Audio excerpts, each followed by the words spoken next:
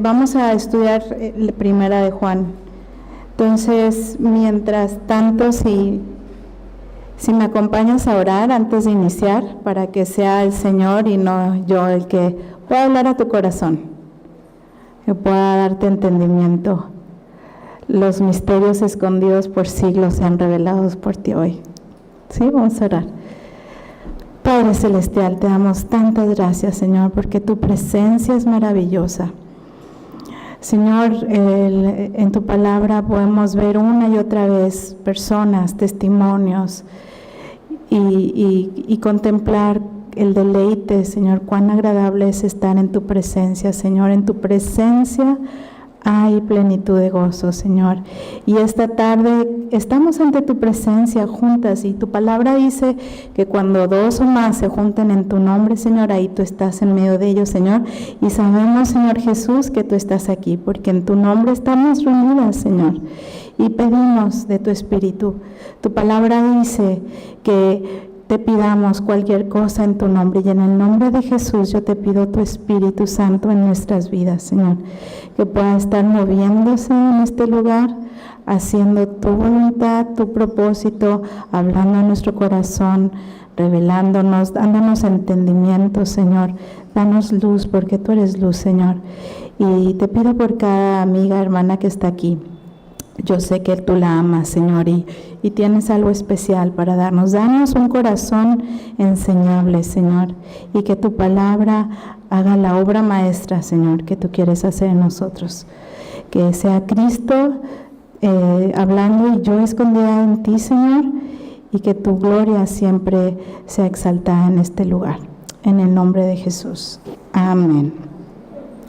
Bueno, pues voy a empezar con una introducción a lo que es esta carta. Esta carta es una epístola universal. ¿Qué quiere decir? Una epístola universal es un conjunto de cartas que no están dirigidas específicamente a alguien, no a una persona o a una iglesia en específico, sino que son cartas que se escribieron para animar, afianzar la fe de las iglesias. Entonces, ¿cómo era el asunto? Llegaba la carta a una iglesia y entonces la leían delante de la congregación. Después esta misma carta se la enviaban a otra iglesia y toda esta carta, la misma carta, iba pues circulando por todas las iglesias de aquella época. Entonces podemos ver que estas cartas son realmente para todos los creyentes y finalmente pues la podemos estar estudiando hoy 2000 años después. El propósito de estas cartas o epístolas universales son para pues animar a la gente, ¿no? Animar a los cristianos, el poder afirmar la doctrina, o sea, realmente que las palabras que dijo Jesús exactas, sin estar manoseadas, sin estar agregada un punto, un coma más, sino fielmente puedan ser pasadas. Y esa es la doctrina. Y eso era lo que hacían, pasar la doctrina hacia todas las iglesias para poder ser fortalecidos en la fe. Y sobre todo en aquella época para las iglesias que estaban siendo perseguidas. Entonces es una carta muy importante. El autor, quien escribió esta carta, es el apóstol Juan. Juan no es el que bautizaba, sino es el apóstol, el discípulo. Él fue el que escribió esta carta.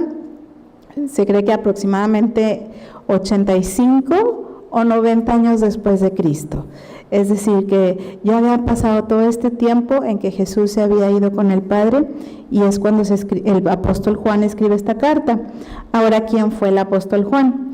El apóstol Juan fue de profesión pescador. Él pescaba en el mar de Galilea. Y en Mateo 4:21, después tú lo puedes leer, ahí tú vas a encontrar la historia del momento preciso en que Jesús se encuentra con Juan. Estaba Juan pescando con su hermano Jacobo y ahí dice que ellos dos eran hijos de Zebedeo. Entonces en ese momento Jesús viene y les dice, síganme. y ellos, pues realmente fue asombroso lo que pasó, porque inmediatamente dicen que dejaron la red, dejaron a su padre, es decir, la red, su sustento económico, lo dejaron a su padre para seguir a Jesús. Ellos vieron que seguir a Jesús valía la pena y pudieron darse cuenta de eso. Y Juan fue uno de los 12 apóstoles de Jesús, y no nada más fueron de los 12 más cercanos, sino fue de esos 12, de los 3 más cercanos a Jesús. En Mateo 17:1, ahí podemos ver e intuir cómo era de cercano Juan a Jesús, porque Jesús sabía que iba a ir a orar y sabía lo que iba a pasar, y ahí nos relata en esta porción de Mateo 17 de cuando de la transfiguración de Jesús. Es decir, la transfiguración de Jesús, ahí la menciona como su rostro se vuelve luz brillante y su cuerpo se fue transformado. Y no solamente eso, sino que ellos pudieron ver fue Juan, su hermano Jacobo y Pedro, los únicos 3. Y Jesús los escogió para que puedan ser testigos de ese evento pues sobrenatural. Y no solamente vieron a Jesús transfigurado, sino pudieron ver a Moisés y Elías, a los profetas que ellos estudiaron, digamos, desde niños, ¿no? Y entonces fue un evento que, pues ellos tuvieron la bendición, y Pedro dijo, esto es una bendición para nosotros estar aquí. Entonces podemos ver cómo él pudo estar tan cercano a Jesús. Y lo padre de ver la vida de Juan, y que me da mucha esperanza a mí, y espero que te dé mucha esperanza a ti también, es porque el mismo Jesús le puso un apodo. El apodo que le puso Jesús fue el Hijo del Trueno. Eso lo puedes encontrar en Marcos 3:17. Normalmente el apodo te lo ponen porque o algo como te ves o como eres y lo que haces y lo que dices, ¿no? Entonces, este apodo, por algo fue que Jesús se lo puso, Hijo del Trueno, a él y a su hermano, o sea que los dos tenían el mismo carácter. Pero, y pues ahí veo algo muy padre y es súper esperanzador para mí y para ti, que en Juan 21:20 vemos otro apodo totalmente diferente para Juan. Y este apodo fue de discípulo a quien Jesús amaba. Así lo conocían, el discípulo amado. Entonces, aquí podemos ver que hubo un cambio en la vida de Juan. Y este cambio vino por pasar tiempo con Cristo, por pasar tiempo con Jesús. Entonces, esto nos enseña ¿cómo puedo saber si estoy caminando con Jesús? ¿Cómo puedes saber si realmente estás caminando con Cristo? Y es porque es inevitable que haya un cambio en tu carácter, que haya un cambio en tu forma de ser, que haya un cambio en cómo respondes a la situación, a las situaciones que enfrentas. Entonces podemos ver aquí un cambio en Juan, un cambio que es así como arrebatador e impulsivo como también Pedro. Podemos ver un cambio que lo veían y la palabra que pensaban era amor, el discípulo amado. Entonces, pues pensemos, o sea, realmente en tu vida, desde que has conocido de Jesús, ¿ha habido un cambio en ti? ¿Ha habido un cambio en tu forma de reaccionar a las cosas fuertes o las pruebas, o donde pues realmente pudiera ser una hija del trueno o no? Y piensa, o sea, si realmente tengo el mismo carácter, tengo que replantearme si realmente estoy caminando con Jesús o no. Y si es la primera vez que estás aquí y es la primera vez que escuchas sobre Jesús, yo quiero decirte que si pasas cada día caminando con Él, eso que odias en ti, que tanto te choca, Él lo puede cambiar, y lo va a cambiar por algo maravilloso, como lo cambió con Juan. Así que bueno, el propósito de esta carta, ¿por qué el apóstol Juan escribe estas cartas? Y aquí el propósito es muy claro, es para corregir ¿qué? las enseñanzas que se estaban dando dentro de las iglesias. No habían pasado ni 100 años y ya dentro de las iglesias había una mezcolanza de opiniones, de ideas, y pues obviamente todo lo que Jesús enseñaba lo fueron cambiando. Y entonces era el amor por la iglesia de Cristo, por la gente, que Juan tuvo que escribir esta carta para corregir, decir, no es así, no se vayan por las tortas, no es ahí, sino vuelve a lo que realmente es verdadero y genuino. Entonces, en esa época, cuando Juan escribe esta epístola, se estaba empezando lo que era una idea de que Jesús enseñaba, no, es que ¿saben qué? Sí, Jesús fue un hombre bueno y todo, pero no, ¿cómo? O sea, realmente no es Dios, decían, no es Dios, fue un hombre bueno. Y entonces empezaban a enseñar eso en las iglesias. O también decían, no, es que realmente Jesús sí era Dios, pero no era 100% hombre. O sea, no era humano. Entonces empezaban a decir, era un fantasma, o era un espíritu, o era algo. Y entonces estas enseñanzas falsas, los creyentes las empezaron a tomar. Y entonces realmente ahí es Dios, ¿no? Es Dios usando a Juan, cuidando a sus hijos, que realmente puedan tener su fe puesta, pero puesta en algo que es verdadero y en algo que realmente es, ¿no? Y el día de hoy podemos ver lo mismo, o sea, hay dos grandes iglesias que enseñan esto. Una es los testigos de Jehová. Los testigos de Jehová van y te enseñan y te envuelven en este tipo de enseñanzas, diciéndote que pues Jesús realmente no es Dios, que es hijo de Dios, pero no es Dios. Y otra iglesia son los mormones. Y aquí tenemos que tener mucha sabiduría, porque después dicen, sí, todos somos cristianos, pero realmente las enseñanzas que están dando no son sobre las enseñanzas que Cristo vino a enseñar. Y los mormones creen y piensan que Jesús es un ser creado, que es un ángel, casi el hermano de Satanás. Entonces empiezan esta revoltura de ideas, de opiniones, de que obviamente salen del hombre, y empiezan a desviar la iglesia de Cristo. Y finalmente lo que Dios quiere es que lo que Jesús vino a decirte es acerca de la vida eterna. Así que palabras claves que vamos a ver aquí es comunión, son 8, comunión, permanecer, pecado, saber, conocer, amor, nacido de Dios, luz y verdadero. En todo este estudio de Primera de Juan vamos a estar aprendiendo sobre estas palabras clave que se repiten y Juan vuelve a enseñar porque son importantes. Pero ¿sabes cuál es la palabra que más se repite aquí en Primera de Juan? Se repite 50 veces, es la palabra amor. Está bien, vamos a derretirnos. Es la palabra amor. ¿Quién es Jesús? Jesús es amor y Jesús te ama. Y entonces eso es lo que el Señor quiere reafirmarte y nos va a reafirmar a través de este estudio. Y esta carta, cuando la estemos estudiando, pues yo te animo a que continúes viniendo, la leas en tu casa, leas todo, primera, segunda, tercera de Juan, la medites y vas a tener algo. Esto te va a ayudar. Si tú hoy vienes y tienes duda de ¿realmente tengo la vida eterna?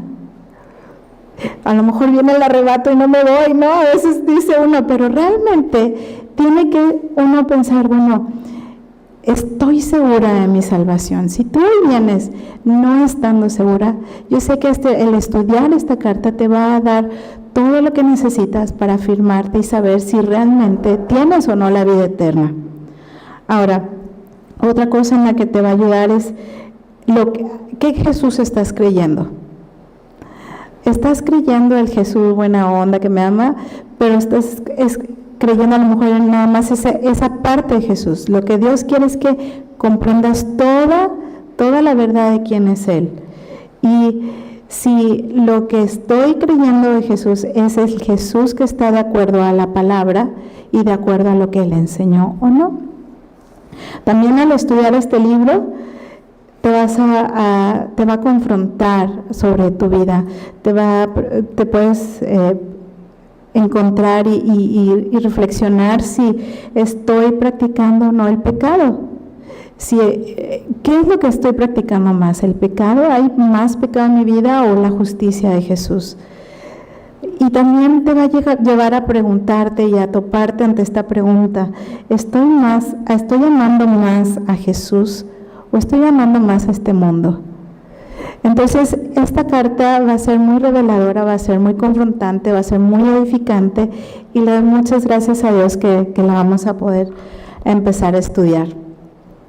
Y bueno, estaba pensando mientras preparaba el estudio, no llegaba así, no paraba de verme una película que vi, algunas a lo mejor la han visto, se llama Jason Bourne. Es de acción y de esos que ves con tu esposo, ¿verdad? Porque con tu esposo no ves películas de amor, sino románticas, sino estas.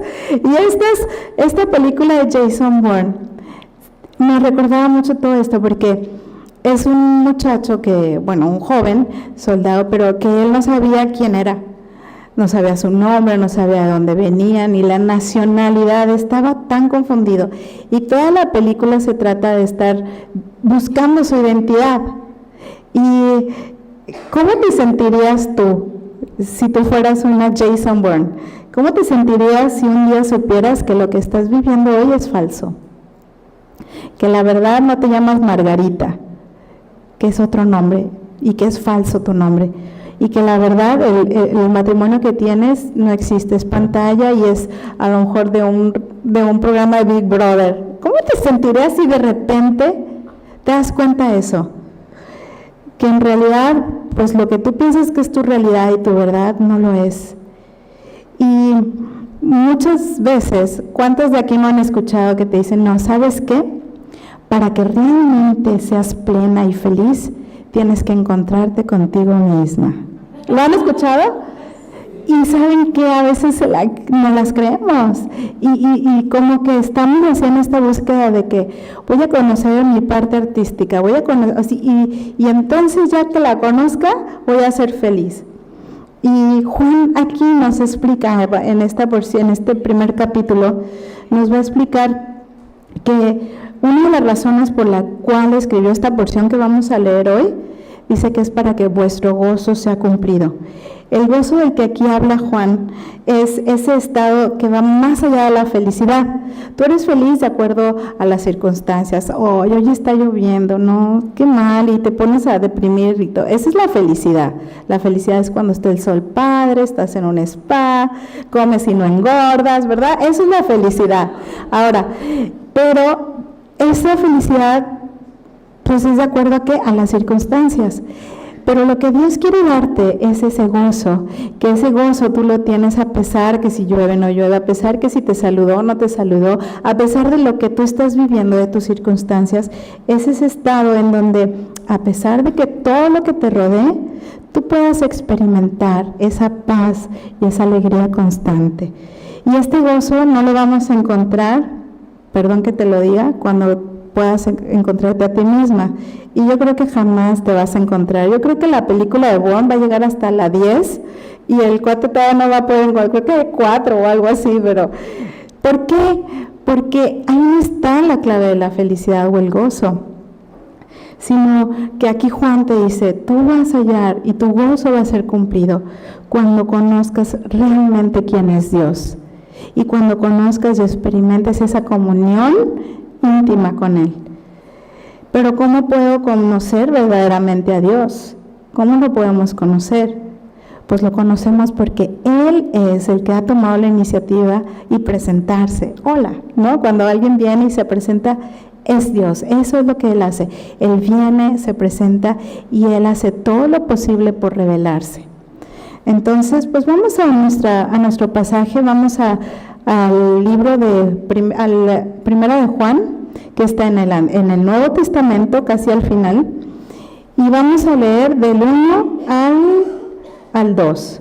Dice: lo que era desde el principio, lo que hemos oído, lo que hemos visto con nuestros ojos, lo que hemos contemplado y palparon nuestras manos tocante al verbo de vida, porque la vida fue manifestada y la hemos visto, y testificamos y os anunciamos la vida eterna, la cual estaba con el Padre y se manifestó.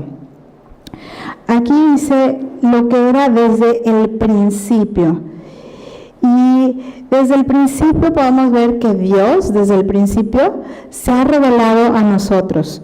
En Romanos 1:20 te dice ahí que porque las cosas invisibles de Él, su eterno poder y su deidad, se hacen claramente visibles desde la creación del mundo. Es a través de la creación que Dios también se ha revelado al hombre. Sin embargo, cuando tú ves la creación y es hermosa, ver el arco iris, ver los colores de las flores, eso no te relata una historia de amor, que es la historia de amor que Dios quiere contarte y decirte. Y no podemos ver esa historia de amor solamente por la creación. Así que Dios hizo una promesa, y esa promesa era al hombre, esa promesa era la verdadera solución, donde Él te iba a contar esta historia de amor. El hombre estaba perdido y sin Dios, y no podía hacer nada para acercarse a Dios, pero Dios prometió: yo voy a hacer todo lo posible para que tú y yo estemos juntos. Él te ama, y Él envió a Jesús, y desde el principio lo prometió. Dice Jesús, el verbo de vida. Aquí dice en el versículo 1, dice: y palparon nuestras manos tocante al verbo de vida. Este verbo de vida es la revelación de quién es Dios, es la definitiva y la más completa. Esta está en su Hijo Jesús. Juan, en el mismo autor, pero en el Evangelio de Juan, en el capítulo 14, en el versículo 9 dice, Jesús dice: y el que me ha visto a mí, ha visto al Padre. Y lo declara.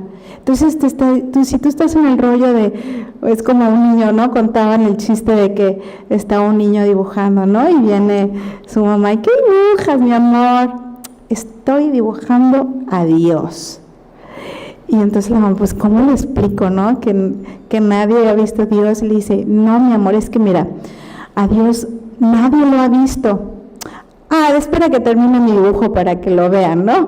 Entonces, realmente él pensaba que dibujando ese es Dios, pero Dios no lo podemos ver ni en ninguna película, ni en ningún dibujo, sino es a través de Jesús. Jesús es Dios. Y Apocalipsis 1:8 dice: yo soy el alfa y la omega, el principio. Aquí está otra vez esta palabrita: el principio y fin. Dice el Señor, el que es y el que era y el que ha de venir, el Todopoderoso. Entonces, ¿por qué se utiliza esta palabra de verbo de vida, no? Y la palabra verbo en el original, que es en el griego, es la palabra logos. En griego significa, es un dicho, un discurso, una palabra viva. Entonces, nuestras palabras o nuestros verbos o nuestros logos reflejan a los demás lo que somos y también la forma en que pensamos. Cristo es el que te va a revelar el corazón de Dios, cómo piensa, cómo ve, cómo es Él. Y por eso es que a Jesús se le conoce como el verbo de vida. Jesús y el verbo fue una promesa desde el principio. Y Juan 1:2-3 dice: todas las cosas por Él fueron hechas. Está hablando de Jesús. Todo lo que ves está hecho por Jesús, por Él. Y dice: y sin Él, nada de lo que ha sido hecho fue hecho. Jesús es el propósito de todo lo que ves, y por Él fue hecho y para Él. Y dice que en el principio Jesús estaba con Dios, era con Dios desde el principio, y que Jesús es Dios desde el principio. Y mucha gente piensa que Jesús empieza cuando empieza su ministerio a los 30 años, y no, Jesús sigue siendo Jesús desde el principio. Conocer a Jesucristo es conocer a Dios, y conocer a Dios ahí tu gozo va a ser cumplido cuando conoces realmente al que es verdadero y tienes comunión con Él. Entonces Jesús es ese medio de comunicación genuina entre Dios y el hombre. Pero sabes que muchas tenemos el conflicto con esto, aunque se escuche mucho y muy sencillo, no es fácil creerlo, no es fácil. Mucha gente tiene este conflicto más ahora con toda la tolerancia y los intercambios culturales y todo. Mucha gente tiene conflicto pensando que Jesús es Dios. Y te dicen, bueno, sí, Jesús fue una buena persona, lo podemos ver, es evidente, ¿no? Pero dudan que Él realmente sea Dios. Y quizá tú estás así hoy, de que has escuchado a Jesús y sabes que moralmente fue alguien bueno. Pero no solamente es eso, Él es Dios, Él es quien te formó y por quien todas las cosas que ves fueron hechas. Y otras personas también hay este conflicto de decir, bueno, es que está Jesús, pero también están estas otras personas. Es lo mismo, nada más le cambian el nombre. O sea, para los cristianos es Jesús, ¿no? Para los mormones es Mahoma, pero es el mismo. Y es un gran error creer eso. Y otros piensan, no, pues es que como tú desde chiquita has escuchado eso, por eso piensas que es eso. Pero hay un mundo por descubrir. Y 1000 dioses y 1000 cosas, y eso, créeme que te va a confundir. Por eso es bien importante poder venir a la palabra de Dios, porque también a través de la palabra de Dios Él revela quién es. Y vas a conocer a Jesús a través de la palabra. Y no solamente la vas a conocer, sino también vas a poder experimentarlo. Así que Jesús vive y sigue viviendo hoy. Y tú dices, bueno, ¿y qué tiene que ver, no? El Jesús que aquí habla Juan y con el Jesús que hoy puede estar, pues es porque Él está vivo.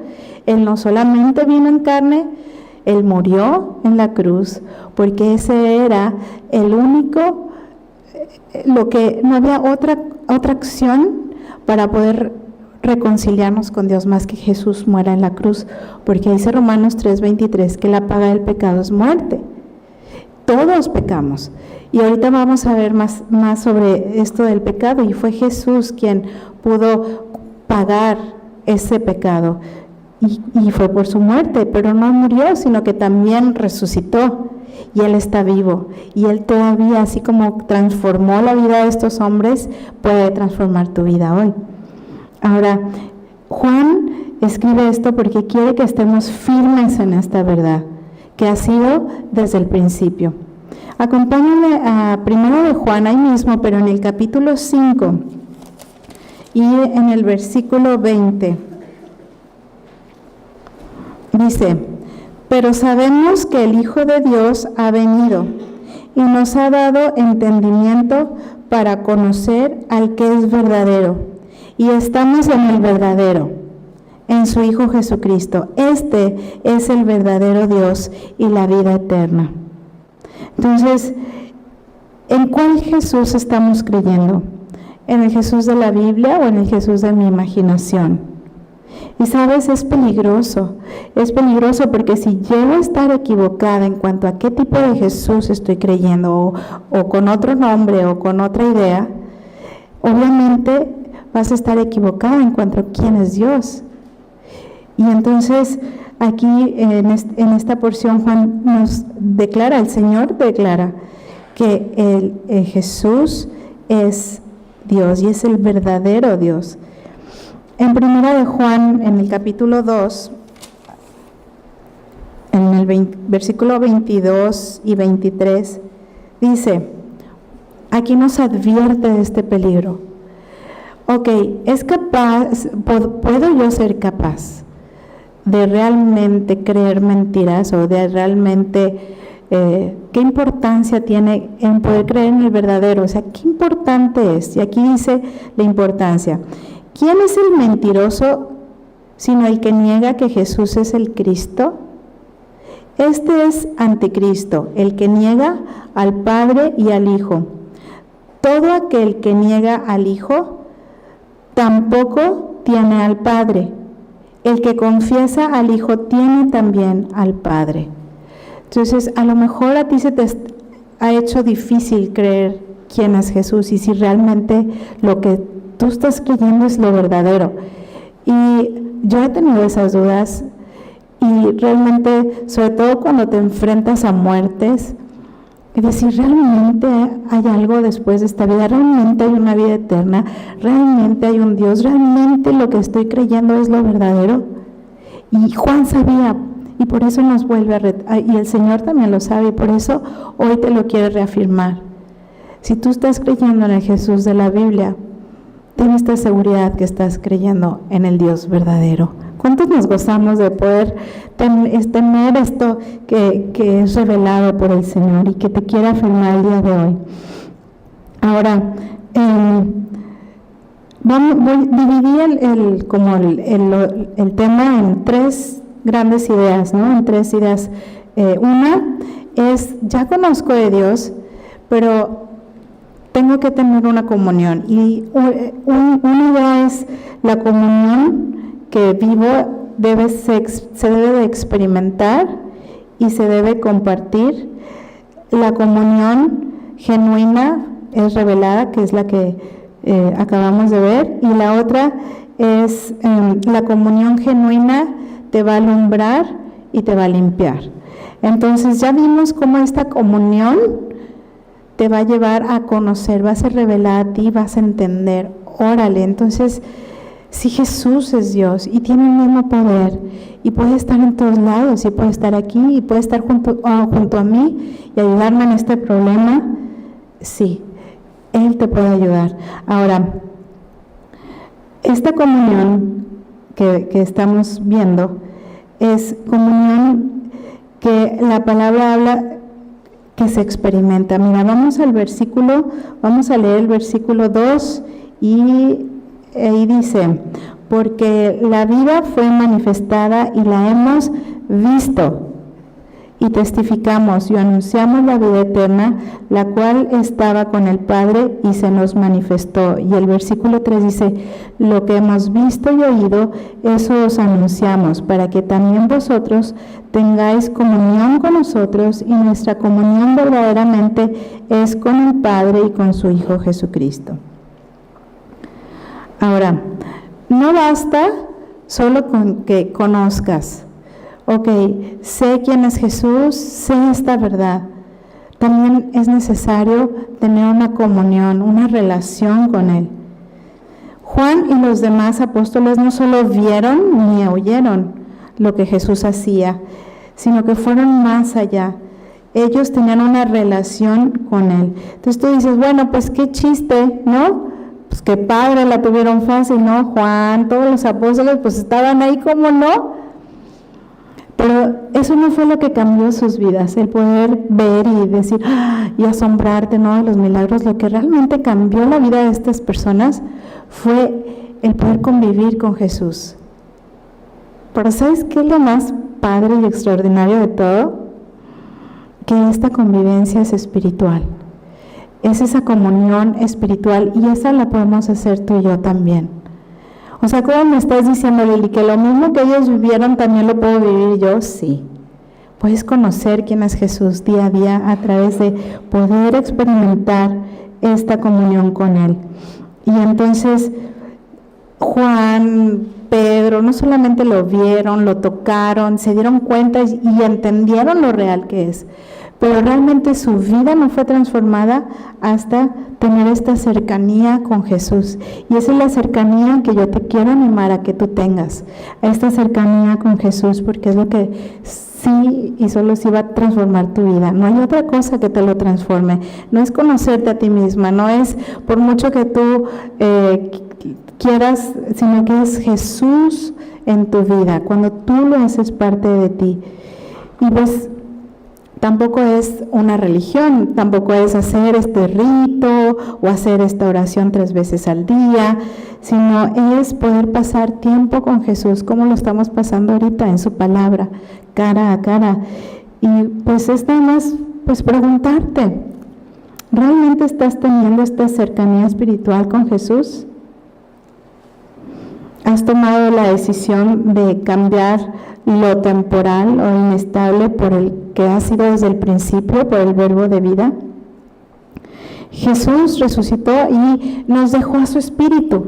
Y esto es algo que es así, que el misterio que nadie va a entender, que 2000 años después Jesús pueda seguir teniendo estos encuentros con las personas que Él ama, que eres tú y yo. Y puedes tener ese acceso a la vida eterna al creer en Jesús y al pasar tiempo y tener comunión con Él. Y es tan solo tomar la decisión de creer que Jesús es el Hijo de Dios. Y Él quiere revelarse a tu vida y darte una vida nueva. Mira, acompáñame a Juan. Este es el Evangelio de Juan, que está más para atrásito. En el Evangelio de Juan, en el capítulo 3 y versículo 3. Quizá lo hayas leído antes, pero dice así, te lo quiero leer. Dice, respondiendo Jesús le dijo, de cierto te digo, que el que no naciere de nuevo, no puede ver el reino de Dios. Y luego si tú te vas al versículo 5 y 6, dice, respondió Jesús, de cierto te digo, que el que no naciere de agua y del Espíritu, no puede entrar en el reino de Dios. Lo que es nacido de la carne, carne es, y lo que es nacido del Espíritu, Espíritu es. Es decir, el reino de Dios es la vida eterna que se te ha prometido. Y la promesa vino desde el principio, que es a través de Jesús. Y Jesús dice, tienes que nacer de nuevo. Y este nacer de nuevo requiere de algo espiritual. Dice que tiene que ser, lo que es nacido del Espíritu, Espíritu es, también dice ahí. Tiene que ser algo espiritual en mí. Y esta vida eterna está disponible a ti. Pues en 1 Juan 5:1 dice, todo aquel que cree que Jesús es el Cristo, es nacido de Dios. Entonces, ¿cómo puedo estar segura si tengo o no tengo la vida eterna? En 1 Juan 5:1 dice, todo el que cree que Jesús es el Cristo, es nacido de Dios. Entonces, si tú crees que Jesús es Cristo, es el verbo desde el principio, es la promesa de Dios, la solución para tu vida y que Jesús es Dios, tú puedes tener esta vida eterna, está disponible para ti. Y no porque hagas buenas obras o porque seas una niña buena, ¿no? Como nos han enseñado, ni es tampoco porque lo merezcas, sino es porque Dios es bueno y porque Dios te ama. Y quizás, pues, esta vida eterna puede resultarte a lo mejor un concepto nuevo, pero eso es a donde Dios quiere, es el regalo que Dios te quiere dar. Es una vida donde tú puedas pasar todo el tiempo con Él y no mueras. Y esta vida está accesible para ti. Es un regalo que Dios da a los que confían en que su Hijo es el único Salvador. Y esta vida solo la toma aquel quien abre la mano para dejar ir lo que tiene. Deja sus redes, deja lo que quizá estorba y para llenarla con la fe de Jesús y fe en Él. Ahora también Juan escribe este evangelio para decirme cómo puedo recibir esa vida eterna. Y en el capítulo 20 dice así, te lo voy a leer, no vayas ahí, dice Juan capítulo 20, 31. Dice, pero estas se han escrito para que creáis que Jesús es el Cristo, el Hijo de Dios, y para que creyendo tengas vida en su nombre. Y también Juan escribió esta carta para decirme cómo puedo estar segura de que realmente he nacido de Dios. Y ahí es en 1 de Juan 5, 11 y 12, las que han estado en el discipulado segurito la conocen, ¿verdad? Y este es el testimonio, que Dios nos ha dado vida eterna y esta vida está en su Hijo. Y el que tiene al Hijo, tiene la vida, pero el que no tiene al Hijo de Dios, no tiene la vida. Está claro, aquí te lo dice, el que no tiene al Hijo, no tiene la vida. Entonces, por eso es que Juan dice, todo lo que hemos visto y oído, eso os anunciamos para que también vosotros tengáis comunión con nosotros. Y una vez que experimentas una vida en comunión con Dios y con su Hijo, lo natural que vas a hacer o que vas a querer hacer es compartir de ella a otras personas. Y Juan lo hizo testificando junto con Pedro y al escribir también esta carta para que tú y yo hoy podamos saber cómo tener esa vida eterna. Ahora, si vendría, ahorita que escuché el trueno,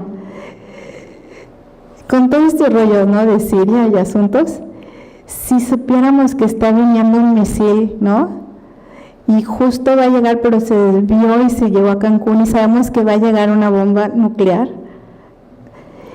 Y tú sabes que aquí en Calvary Chapel, abajo hay un búnker, miles de kilómetros bajo tierra donde no te va a llegar ningún arma química. ¿No te dirías a tu familia? No dirías, o sea, es que sé y vengan, o a tus amigos o a tus vecinos, o te lo guardarías y te decías, no, solo para que yo me salve, ¿no? Pues ciertamente es lo mismo.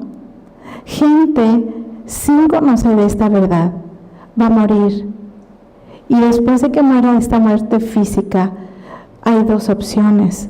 O tener la vida eterna junto con Dios, junto con Jesús, o una vida eterna en el infierno. Y lamentablemente en muchas iglesias hoy casi no se habla del infierno, pero es una realidad. Entonces Juan lo sabía, los apóstoles lo sabían, Jesús predicó más de esto para advertir a la gente y decir, tomen la decisión, crean en mí, yo soy el regalo, soy lo que Dios te ha prometido, para que no mueras y vayas al infierno lejos de Dios. Entonces, ¿qué debo de testificar? Ya conoces esta verdad. ¿Qué debes de testificar? Lo que Juan y los apóstoles testificaron. ¿Qué dice? Muchas personas, a veces piensan, no, pues debo de invitarlo y testificar y le hablo de mi iglesia y cómo su iglesia está mal y entramos en debate. Eso no es testificar. Testificar es sinónimo también, pues, de, muchos piensan de poder convencerlos, ¿no? Mis ideas, y no se trata de eso, sino es el poder compartir lo que has visto, lo que has tocado referente al verbo de vida. ¿Qué ha hecho Jesús en tu vida? Entonces Juan nos dice que testificar significa compartir con otros nuestras experiencias que Dios ha hecho en mi vida, esa experiencia espiritual, esta comunión, que ¿cómo lo puedo testificar? A través de cómo vivo, a través de cómo hablo, a través de cómo contesto, a través de cómo me comporto.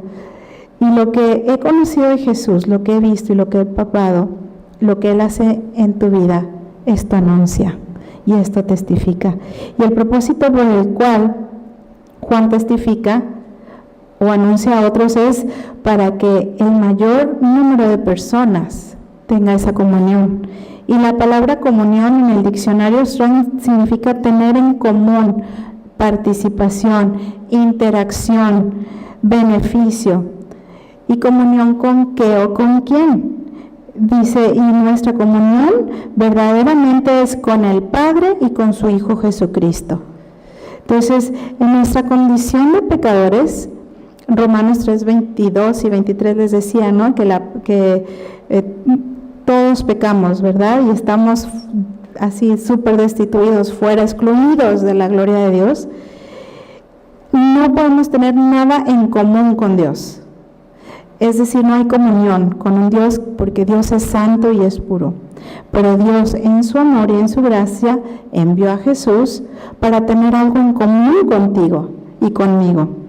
Pedro, lo veíamos en en Pedro 2:24, dice, quien llevó él mismo nuestros pecados en su cuerpo sobre el madero, para que nosotros, estando muertos a los pecados, vivamos a la justicia, y por cuya herida fuiste sanados. Entonces Cristo tomó el cuerpo humano y se convirtió en hombre. Después fue a la cruz y llevó sobre su cuerpo estos pecados. Ya que Él pagó el precio de estos pecados, ya el camino está abierto para poder tener esta comunión, para que tú puedas gozar de los beneficios de estar con Dios y de que tú puedas ser introducida y adoptada como parte de su familia. Por eso es que Juan te dice, estas cosas te las escribo para que tu gozo sea cumplido. Y el gozo, pues no es algo que podamos construir nosotras mismas, no lo puedes fabricar, sino que es algo del resultado que viene de mi comunión con Dios. ¿Y por qué es tan importante esta comunión? Porque inevitablemente todos tenemos soledad, tenemos esta necesidad, ¿no?, de no estar solas, aunque sea con mi iPad, pero no estar sola. Es esta soledad que tenemos, pero ¿sabes? El gozo que Jesús da es la respuesta a nuestra soledad. Y a lo mejor tú estés así hoy, te sientas sola, pero Jesús es la respuesta. Tú puedes tener comunión y estar con Él las 24 horas del día, todos los días, de aquí a que estemos arrugaditas, todas, hasta el último día de tu vida y más allá, al infinito y más allá, ¿no?, a la eternidad. Y esta comunión es la que David habla, dice en Salmo 16:11, en tu presencia hay plenitud de gozo. Mateo 28:20, Jesús te dice una promesa, dice, he aquí yo estoy con vosotros todos los días. Y no solamente eso, o sea, Jesús no nada más hace las cosas a medias, sino también sabe de nuestra necesidad de poder relacionarnos unos con otros. Y también cuando tú tienes comunión con Dios, también puedes tener comunión con amigos y amigas como hoy, ¿no? Y la comunión que tenemos los unos de los otros, dice Juan. Salmo 131, también uno, y dice, mirad cuán bueno y cuán delicioso es habitar los hermanos juntos en armonía. Y cuando estamos en armonía, vamos a leer nuestro pasaje en Primera de Juan, del 5 al 10, dice, y este es el mensaje que hemos oído de Él y os anunciamos, Dios es luz y no hay ningunas tinieblas en Él. Si decimos que tenemos comunión con Él y andamos en tinieblas, mentimos y no practicamos la verdad. Pero si andamos en luz como Él está en luz, tenemos comunión unos con otros. Y la sangre de Jesucristo, su Hijo, nos limpia de todo pecado. Si decimos que no tenemos pecado, nos engañamos a nosotros mismos y la verdad no está en nosotros. Si confesamos nuestros pecados, Él es fiel y justo para perdonar nuestros pecados y limpiarnos de toda maldad. Si decimos que no hemos pecado, le hacemos a Él mentiroso y su palabra no está en nosotros. Aquí Juan hace dos contrastes, lo que es la luz y lo que es las tinieblas. Dios es luz, dice, y el pecado es tinieblas. Ahora, ¿por qué está hablando esto Juan? Porque el pecado va a afectar tu comunión con Dios. Y dice, la luz, ¿qué es lo que la luz produce? La luz produce vida, produce crecimiento, produce estabilidad, belleza. Pero el pecado o la oscuridad y la luz no pueden existir.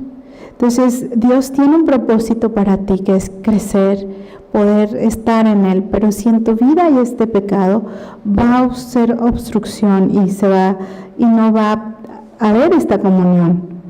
Y dice, si tenemos comunión con Dios, entonces nuestra vida mostrará lo que decimos, pero no solamente de labios, sino es con lo que yo vivo. Nuestra vida cristiana debe ser más allá de un hablar, de un usar a lo mejor el vocabulario cristiano o la sonrisa cristiana, sino tiene que ser un vivir, un andar en luz. Y la comunión genuina en Cristo se trata de caminar diariamente con Él. Este andar es cuando paso tiempo en oración con Él, cuando paso tiempo leyendo su palabra, y ahí Jesús cada día va a ir alumbrando tu camino. Y esto implica progreso, y como mujeres creyentes tenemos que avanzar en nuestra vida espiritual. No puedes nada más quedarte, ya conocí y ya, sino necesitamos crecer. Así como un niño debe de aprender a caminar y se espera que luego aprenda a leer y a escribir y todo, así nuestra vida. Cuando conoces a Jesús y naces de nuevo, se espera que en ti haya ese crecimiento espiritual.